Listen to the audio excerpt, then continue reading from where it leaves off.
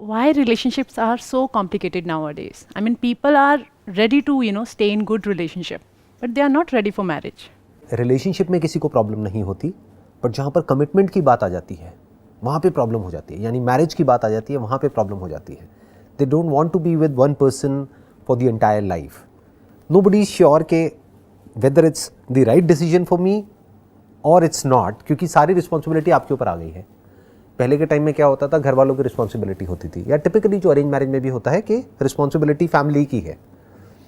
कल को कुछ गलत हुआ भी तो फैमिलीज आपस में बात कर लेती हैं. But when it comes to making your own decisions, that's going to be extremely complex. फिर चाहे वो रिलेशनशिप हो चाहे करियर हो, क्योंकि डिसीजन में इम्प्लाइड है कि वो डिसीजन गलत भी हो सकता है. करेक्ट. जैसे इंडिया में अगर आज की रेट में हम देखते हैं तो जो डिवोर्स रेट है वो बढ़ता चला जा रहा है. पहले के टाइम में इतना नहीं होता था. बेसिकली पेशेंस मिसिंग है. सबसे ज़्यादा जो मिसिंग है बेसिकली आज की डेट में वो है कि वी डोंट नो एग्जैक्टली कि हमको किस तरह का इंसान चाहिए अपनी लाइफ को स्पेंड करने के लिए. तो ये तो पहले भी नहीं पता था. पहले हम ऐसा सोचते ही नहीं थे कि मेरे को कैसा इंसान चाहिए. वो डिसीजन कोई और लेता था. अब आपको खुद को लेना है डिसीजन, तो now you need to figure out. जैसे फॉर एग्जांपल पहले के ज़माने में क्या होता था, करियर आप खुद नहीं चूज़ करते थे, उनके घर वाले उनको बता देते हैं कि तुम्हें यही करना है. मानो ये सरकारी नौकरी करनी है तो करनी है, किसी भी तरह से तुमको क्रैक करना है. तो उनके खुद के माइंड में कन्फ्यूजन नहीं होता है. हाँ, अगर उनका क्वेश्चनिंग माइंड है, वो एक्चुअल में इंटेलिजेंट है, तो वो क्वेश्चन पूछेंगे कि यही क्यों करना है, वो क्यों नहीं करना है, इतने सारे ऑप्शंस है. बट जैसे ही वो ऐसा क्वेश्चन पूछेंगे तो ये मत समझो उनकी लाइफ अच्छी हो जाएगी. उनकी लाइफ और कॉम्प्लिकेटेड हो जाएगी शॉर्ट टर्म में. लॉन्ग टर्म में देयर इज अ पॉसिबिलिटी कि वो कुछ अच्छा कर पाएंगे, बट शॉर्ट टर्म में there is going to be lot of conflict, lot of turmoil. Because एक तरफ से उनके पेरेंट्स होंगे जो उनके ऊपर प्रेशर क्रिएट करेंगे कि हमारे हिसाब से चलो, एक तरफ से उनको खुद को करना है, प्लस उनसे गलतियां भी होंगी. अब गलतियां जब होंगी तो और ज़्यादा सब लोग मिल करके उसको रियलाइज़ कराएंगे कि देखो तुमसे गलती हो गई. ट्रू. तो बेसिकली ये जो सारी की सारी जो प्रॉब्लम है ना, चाहे रिलेशनशिप हो चाहे करियर हो, दोनों इंटर रिलेटेड है. क्योंकि अल्टीमेटली क्या है, एक decision, commitment to one thing और one person. It boils down to कि भाई हमको डर लग रहा है डीप डाउन कि कहीं मेरा डिसीजन गलत ना हो जाए. तो कैसे क्लैरिटी दी जाए कि आप जो सोच रहे हैं, या तो उस पर रिसर्च की जाए उस टॉपिक पे, या प्रोबेबली अगर आपको कोई पसंद है तो पहले उसे टाइम दो, उसको ऑब्जर्व करो क्या करना चाहिए, जिससे आपको क्लैरिटी हो कि ये जो मैं चॉइस करने वाली हूँ अब ये मेरे लिए है और अब मैं इससे पीछे नहीं हटूंगी. ऐसा कॉन्फिडेंस कैसे आए? देखो, सबसे पहले स्टेप में तो चाहे वो लव मैरिज हो या अरेंज मैरिज हो, गिव इट सम टाइम. एकदम से हाँ मत करो, बिकॉज द मोमेंट यू से येस तो फिर सब कुछ बहुत कॉम्प्लिकेटेड होने वाला है. अब आपने एक बार कमिट कर दिया अरेंज मैरिज में, मानो कि एक दो बार आप मिले और आपने हाँ बोल दिया. अब आप पीछे हटोगे तो अननेसेसरी प्रेशर्स क्रिएट होंगे. बट जब तक आपने हाँ नहीं बोला है, चाहे कितना भी प्रेशर आए कि I want to meet that person again, maybe 2 times, 5 times, 10 times, कहने का मतलब है कि give it some time. Okay. Commitment इतनी जल्दी नहीं करनी. बिल्कुल नहीं करना चाहिए, क्योंकि पूरी लाइफ का सवाल है ना. जैसे करियर है, करियर में एकदम से आपने कोई चीज़ करी नहीं है, बस किसी को करते हुए देखी है और आपको लगता है कि ये करियर मेरे लिए बहुत अच्छा होगा और आपने कमिट कर दिया, और वहाँ पे आप गए उस ऑफिस में, आपने ज्वाइन किया, 4 दिन बाद समझ आया अरे मैं कहाँ फंस गया. It happens with me. हाँ, ये हुआ ना आपके साथ में, राइट. ऐसा ही रिलेशनशिप में भी होता है कि होता क्या है, हम जल्दीबाजी में कमिट तो कर देते हैं, बाद में हमको लगता है अरे ये कहाँ फंस गई मैं कहाँ फंस गया. ये तो बिल्कुल ही अलग पर्सनैलिटीज़ है. मतलब ऊपर लेवल पे तो डिफरेंसेस रहेंगे, वो तो अच्छा है, बोलते हैं ना अपोजिट्स अट्रैक्ट, तो वो तो अच्छा है. बट जो फंडामेंटल्स हैं वो अलाइंड होने चाहिए. मतलब जो बेसिक वैल्यूज हैं आपकी और सामने वाले पर्सन की, that has to be aligned. Okay. कि आपने अपने लिए डिफाइन किया कि मेरे लिए ये टॉप 5 प्रायोरिटीज़ हैं इस रिलेशनशिप की, बाकियों पे मेरे को कोई फर्क नहीं पड़ता है, बट ये 5 चीज़ों पे कोई कॉम्प्रोमाइज़ नहीं होना चाहिए. ट्रू. ऐसे ही क्या वो सामने वाले की उन 5 चीज़ों से मैच होता है, वो उससे पूछना पड़ेगा अपना बताने से पहले. या ऑब्जर्व करना पड़ेगा. ऑब्जर्व करना पड़ेगा, ये नहीं कि वो क्या कहता है या क्या कहती है. कहते तो सब अच्छा है. कहते तो सभी अच्छा है, चाहे वो अरेंज मैरिज हो चाहे लव मैरिज हो. बट ये मत देखो कि वो क्या कह रहे हैं, ये देखो कि वो क्या कर रहे हैं. उनको उन 5 पैरामीटर्स पे एक एक करके टेस्ट करो. फॉर एग्जाम्पल, लुक्स उस टॉप 5 में है या नहीं है. You need to ask yourself. अब मैं किसी को भी जज नहीं कर रहा हूँ. ट्रू. हो सकता है आपके लिए हो सकता है किसी और के लिए ना हो. अब वो आपको देखना है, या करियर स्टेबिलिटी ज़्यादा इंपॉर्टेंट है, या उसका बिहेवियर ज़्यादा इंपॉर्टेंट है, या वो रिस्पेक्ट कैसे करता है कैसे नहीं करता है वो ज़्यादा इंपॉर्टेंट है. अब ये मत देखो वो आपकी रिस्पेक्ट करता है नहीं करता है, ये देखो कि एक गरीब आदमी की कितनी रिस्पेक्ट करता है वो, क्योंकि अगर रिस्पेक्ट कोई इंसान करता है तो या तो वो सबकी करता है या किसी की भी नहीं करता है। ये देखो उसके थॉट्स अपनी कंपनी के बारे में लेकर के क्या है, अपने बॉस के बारे में क्या है, अपने पेरेंट्स के बारे में क्या है। तो ऐसे आपको देखना है, कुछ 5 चीज़ें पहले तो डिफाइन करनी है, और ये माइंड में नहीं करनी है, लिख करके करनी है। इसको टाइम देना है, क्योंकि इससे इंपॉर्टेंट और कुछ नहीं है। ट्रू। आराम से देखा ठंडे दिमाग से कि ये 5 चीज़ें इसके अंदर है या नहीं है, जिसमें कुछ टाइम लगेगा, कुछ हफ्ते कुछ महीने लगेंगे। Got you. और इतना कुछ महीने तो देना बनता है ना, एक पूरी लाइफ का कमिटमेंट है। True. So my next question is, do you think it's okay to go for inter-religion marriage? I mean, although it's accepted now culturally, and we are very free now to choose our partner, but I can see that still parents are not ready for inter-religion marriage for their own children. वो अपनी जगह पर ठीक है, मैं उनको पूरी तरह से गलत नहीं कहूँगा, क्योंकि कंपैटिबिलिटी जिसकी हम बात कर रहे हैं ना, what is a relationship? It's basically a compatibility between 2 people and their families. Okay. क्योंकि आप अकेले तो एग्जिस्ट करोगे नहीं, आप सबके साथ में ही करोगे ना। We are all social beings, you don't exist as an individual. ये एक मिथ है कि मैं इंडिविजुअली एग्जिस्ट कर सकता हूँ या कर सकती हूँ। अगर इस पूरे प्लेनेट पे आपको अकेले छोड़ दिया जाए तो आप कुछ नहीं कर सकते। You need people to survive, True. You need people to support you, you need people to help you. तो एक टीम की ज़रूरत पड़ती है, लोगों की ज़रूरत पड़ती है, फ्रेंड्स की ज़रूरत पड़ती है, रिलेटिव्स की ज़रूरत पड़ती है। तो बेसिकली क्या होता है, इंटर रिलीजन में आप ये कह सकते हो एक तरह का ग्रुप हो गया, तो वो अपने ग्रुप से आइडेंटिफाइड है, तो वहाँ पर एक दूसरे के साथ में जेलअप करना बहुत आसान हो जाता है, क्योंकि बहुत कुछ कॉमन होता है वहाँ पर डिस्कस करने के लिए। प्लस उन्हें ये पता है कि सिर्फ उनके स्टैंड पॉइंट से नहीं, आपके स्टैंड पॉइंट से भी you will be more comfortable in the kind of environment, जिस तरह के एनवायरनमेंट में आप बड़े हुए हो। एकदम से आपको ले जाके एक अलग एनवायरनमेंट में डाल देंगे तो you will start feeling uncomfortable. तो if you are ready for this discomfort in the short term, क्योंकि नई आदत कोई भी हम चेंज करते हैं ना तो उसमें डिस्कम्फर्ट होता है। फॉर एग्जाम्पल, आप बचपन से ही पहाड़ों में रहे हो, माउंटेन्स पर रहे हो, हिमालय में रहे हो, और बहुत एक ठंडे एटमोसफेयर पर रहे हो। आपको एकदम से ले जा करके रेगिस्तान में शिफ्ट कर दिया जाए जहाँ पर टेम्परेचर बहुत ज़्यादा है, तो क्या होगा? Yeah, it will take some time. तो ये पता होना चाहिए। अगर आप ये सोचते हो कि भाई मैं इंटर रिलीजन मैरिज कर लूँगी और सब कुछ बहुत बढ़िया रहेगा, घर वाले भी खुश रहेंगे, दोनों के घर वालों में क्लैशेस होने के चांसेस हैं, Okay. आपके भी आपस में क्लैशेस होने के चांसेस हैं। जब भी 2 अलग अलग लोग बिल्कुल अलग अलग बैकग्राउंड से, अलग अलग थॉट प्रोसेसेस से, अलग अलग रिलीजन से एक साथ में आएंगे तो फैमिली के लेवल पे भी क्लैशेस होंगे, पर्सनल लेवल पे भी होंगे, सब कुछ होगा। बट ये पहले से क्लियर होना चाहिए कि हमारे लिए जो इंपॉर्टेंट है इस रिलेशनशिप में वो ये 5 चीज़ें हैं, वो 5 चीज़ें तुम में भी है, मुझ में भी है। तो वो जो क्लैशेस आएंगे वो कुछ टाइम तक आएंगे, पहले से पता होना चाहिए, ताकि जब क्लैश आए तो आप एकदम से ये ना हो जाओ कि ये क्या हो रहा है। True. तो आपको पता होगा कि कुछ महीनों तक प्रॉब्लम रहेगी, 2, 4, 6 महीने, मैक्सिमम 1 साल। सब कुछ सेटल होने में टाइम लगेगा। जैसे कुछ आंधी तूफान आएगा तो वो कुछ दिन तो रहेगा, but you must be mentally prepared to face that. If you are ready for it then it's okay. आप दोनों तैयार हो कि प्रॉब्लम्स आएंगी। अगर दोनों बहुत मैच्योर हैं तो क्या ऐसी कंडीशन में इस चीज़ को सोचा जा सकता है या नहीं? सोचा जा सकता है, that's what I am saying, कि मतलब उसमें कोई बुराई नहीं है किसी ऐसे पर्सन के साथ शादी करने में जो कि बिल्कुल ही एक अलग बैकग्राउंड से आ रहा है। आप तो रिलीजन की बात कर रहे हैं, I am talking even about nationality for that matter, कि आप इंडियन हैं और कोई है जो मान लो अफ्रीकन है या यूएस से है या यूके से है या कहीं और से है, तो एक तरह से 2 अलग अलग कल्चर्स हो गए ना। True. तो you can even get married to that person, बशर्ते If you are ready to if accept. you are ready to face the challenges that you are going to face in the short term and even in the long term, आपको ये ready होना पड़ेगा। बिल्कुल ऐसा है जैसे आप gym join करते हैं नया नया, तो आपको पता है कि जो शुरू के कुछ महीने हैं वो बहुत मुश्किल होने वाली है, बहुत पेन होने वाला है, तो you have to go through that pain. तो if you are mentally ready for it तब तो आप जिम में टिकोगे, नहीं तो जिम को छोड़ दोगे 4 दिन में, जैसे 99% लोग छोड़ देते हैं। तो ऐसे ही अगर रिलेशनशिप में आप बहुत ज़्यादा मेंटली प्रिपेयर्ड हो, आप दोनों ही, कि अब जो भी होगा we will overcome it no matter what, इस अनरियलिस्टिक एक्सपेक्टेशन के साथ में अंदर नहीं जाना है कि नहीं नहीं सब कुछ बहुत अच्छा हो जाएगा। हम एक अनरियलिस्टिक एक्सपेक्टेशन के साथ एक रिलेशनशिप में चले जाते हैं कि हमको एक दूसरे से प्यार है, जबकि इस वर्ड को हमने कभी फिगर आउट नहीं किया व्हाट दिस लव इज।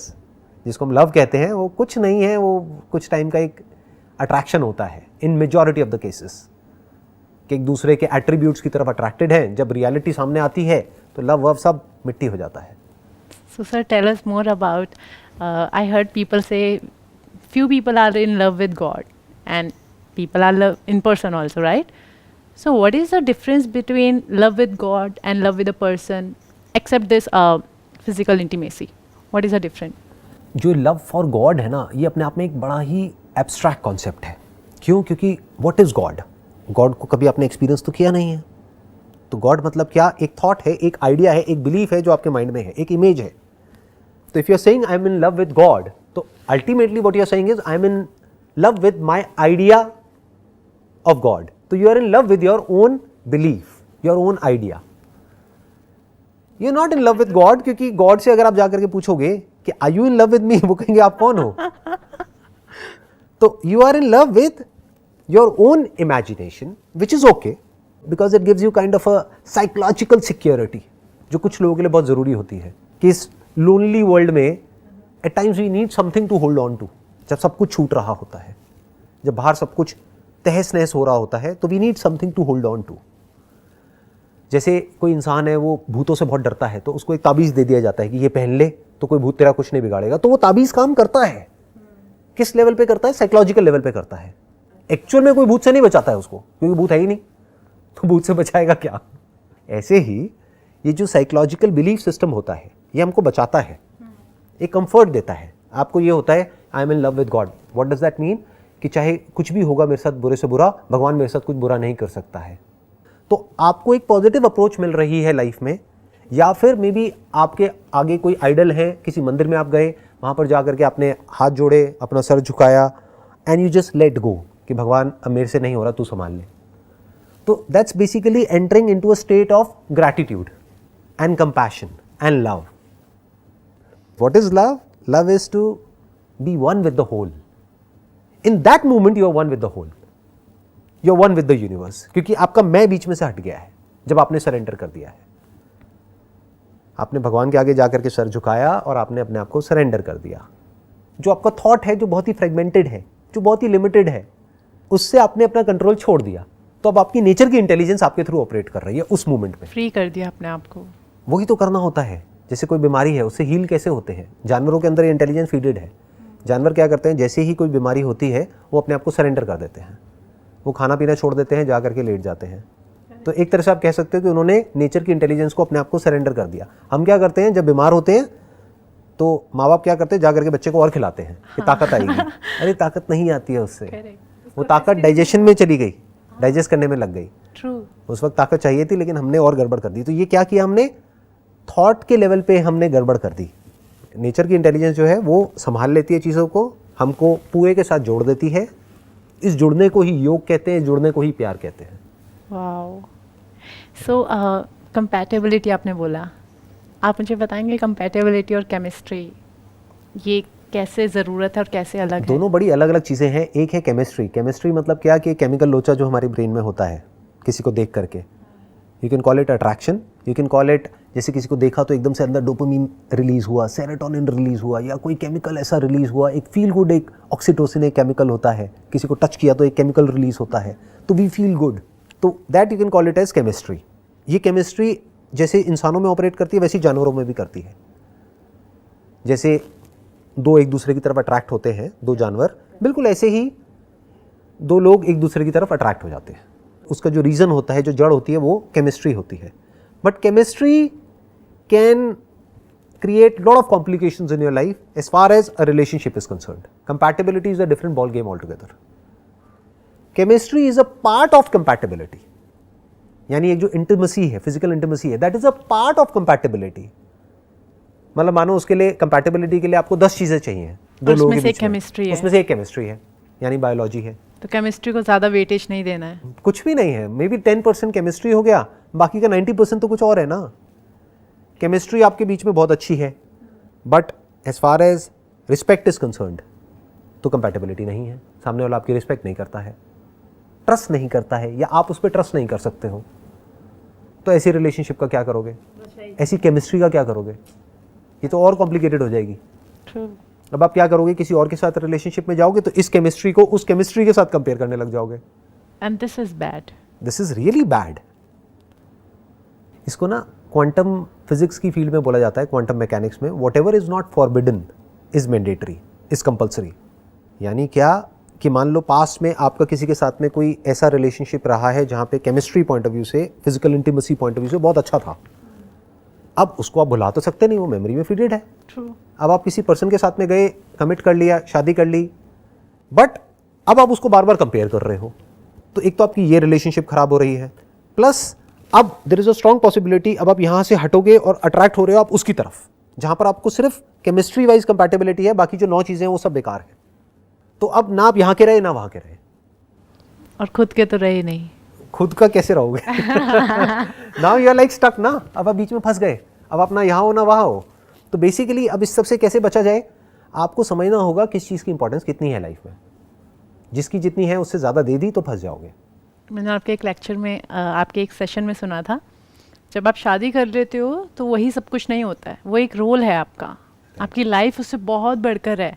आप सब कुछ 100% मत सोचो अब यही सब कुछ है, ये नहीं रहा तो कुछ नहीं रहा। राइट। और वो वर्ड्स बहुत पहले सुने थे, 4-5 साल पहले। तो कुछ कुछ वर्ड्स हमेशा आपको याद रह जाते हैं जो आपकी लाइफ में बहुत ज़्यादा स्पेशल होते हैं। It's basically based upon reality, क्योंकि शादी आज की डेट में it's a harsh reality, it's a fact कि इट मे और may not work. There are lots and lots of factors which are involved, क्योंकि अब बात होती है इक्वालिटी की। पहले के ज़माने में ये बात नहीं होती थी। पहले क्या होता था, पति है मतलब परमेश्वर है, चरणों की दासी है and all that stuff, right. Sati प्रथा होती थी और वो सब होता था, राइट, कि अगर पति की डेथ हो गई है तो मर जाओ, ये करो वो करो, व्हाटएवर। तो ये सब चीज़ें कहीं ना कहीं डीपली रूटेड थी हमारी सोसाइटी में आज से कुछ सालों पहले तक। बट आज की डेट में क्या है, लड़का लड़की कुछ नहीं होता है, दोनों बराबर है। तो जहाँ बराबर है वहाँ पर क्या आ गया, पार्टनरशिप आ गई। पार्टनरशिप में क्या देखना होता है, बेसिकली कंपैटिबिलिटी को देखना होता है। सो आइडियली क्या होना चाहिए कि चाहे अरेंज मैरिज हो चाहे लव मैरिज हो, एक कंपैटिबिलिटी टेस्ट होना चाहिए, जो कोई न्यूट्रल कोई ऑर्गेनाइजेशन या कोई पर्सन बैठ करके उनका दोनों का कंपैटिबिलिटी टेस्ट करे, जो ना लड़के वालों की तरफ से हो ना लड़की वालों की तरफ से हो, जो ना इसका दोस्त हो ना उसका दोस्त हो। आइडिया मिल गया, राइट।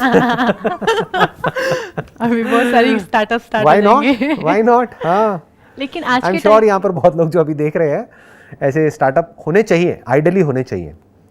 मतलब जब एक ऐसी वेबसाइट है जिसको बोलते हैं, जैसे मान लो शादियों के लिए, इसके लिए उसके लिए बहुत सारी वेबसाइट्स हैं जहाँ से एक लड़का लड़की को मिलवाते हैं। अरे तो उससे ज़्यादा इंपॉर्टेंट ये है कि कुछ ऐसी एक वेबसाइट होनी चाहिए या कोई ऐसी कंपनी होनी चाहिए जहाँ पर पैनल पर साइकोलॉजिस्ट हों जो कि ट्रेंड हो साइकोलॉजी को समझने में, और वो दोनों की साइकोलॉजी को समझे और इसको प्रेडिक्ट करें कि फ्यूचर में इनके सक्सेसफुल होने के चांसेस क्या हैं।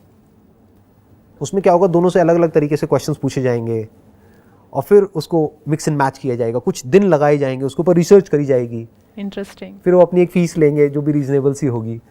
तो ये अपने आप में एक स्टार्टअप भी हो सकता है, why not. So basically sir, आज के टाइम में रिलेशनशिप ले लो या मैरिज ले लो, आगे चल के प्रॉपर एक गिव एंड टेक थ्योरी रह गया है। इट्स लाइक आप मुझे इतना दें, मैं आपको इतना करूँगी। बिल्कुल। तो वो ग्रैटिट्यूड, वो सेल्फलेस सर्विस मिसिंग है। वो अब हो भी नहीं सकती, प्रैक्टिकली पॉसिबल भी नहीं है। उसके पीछे रीज़न है। क्या होता है, वो तब तक ही हो सकती है जब तक एक इंसान का इंटेलेक्ट डेवलप नहीं हुआ है।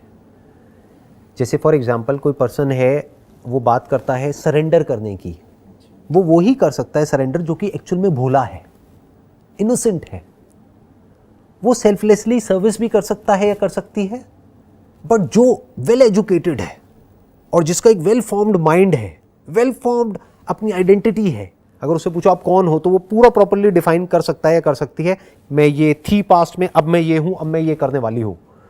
तो वो एक हार्डन्ड एक इंडिविजुअल है जिसका इंटेलेक्ट बहुत स्ट्रांग है।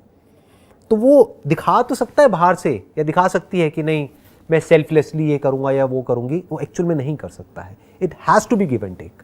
फॉर एग्जाम्पल, अगर ऐसे दो लोगों की मैरिज होती है जो कि वेल एजुकेटेड हैं और इंटेलेक्चुअली साउंड है, और फिर अगर जो हस्बैंड है वो अपनी वाइफ को मार रहा है, पीट रहा है, तो वह जस्ट नहीं कर सकती है। She can't surrender, she can't be selfless there, it's not possible and it should not happen. Day one से क्लियर होना चाहिए कि it's going to be a partnership जिसके ये रूल्स होंगे, और ना आप ब्रेक करोगे ना मैं ब्रेक करूंगी। That's perfect. Okay. It was a pleasure talking to you. Same and here. wish you Thank all the you best so for much. whatever you want to do in your life.